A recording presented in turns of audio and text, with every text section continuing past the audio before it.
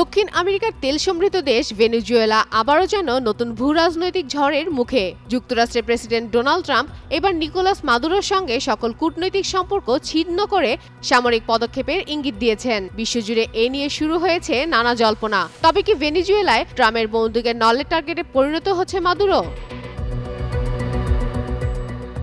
দি new York Times জানিয়েছে, Trump প্রশাসন ভেনেজুয়েলার প্রেসিডেন্ট মাদুরোর সঙ্গে সব ধরনের কূটনৈতিক আলোচনার বন্ধের নির্দেশ দিয়েছে। বিশেষ দূত রিচার্ড গ্রেনেলকে আলোচনায় বিরতি দিতে বলা হয়েছে।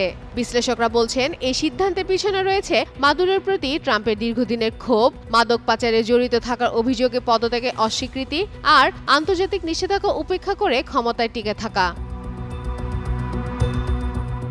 ওয়াশিংটন সূত্রের দাবি, ট্রাম্প এখন সব ধরনের সামরিক বিকল্প খোলা রেখেছে। হোয়াইট হাউসের এক শীর্ষ কর্মকর্তা বলছেন, যুক্তরাষ্ট্র মাদক পাচার রোধে শক্তির সব উপায় ব্যবহার করতে প্রস্তুত। আর সেই লক্ষ্যেই ভেনেজুয়েলার সীমান্তে বাড়ানো হচ্ছে মার্কিন নৌ ও বিমান বাহিনীর পর্যাপ্ত উপস্থিতি ও নজরদারি। রাজনৈতিক বিশ্লেষকরা বলছেন, যদি সত্যি সামরিক অভিযান হয় তবে তা শুধু ভেনেজুয়েলায় নয়, পুরো লাতিন আমেরিকার ভূ রাজনীতি পাল্টে দিতে পারে। সামরিক বিশ্লেষকদের শঙ্কা, ভেনেজুয়েলার প্রেসিডেন্ট মাদুরোর বিরুদ্ধে নেওয়া ট্রাম্পের কৌশল ল্যাটিন আমেরিকাকে নতুন সংঘাতের দাঁড়গোড়ায় নিয়ে যেতে পারে।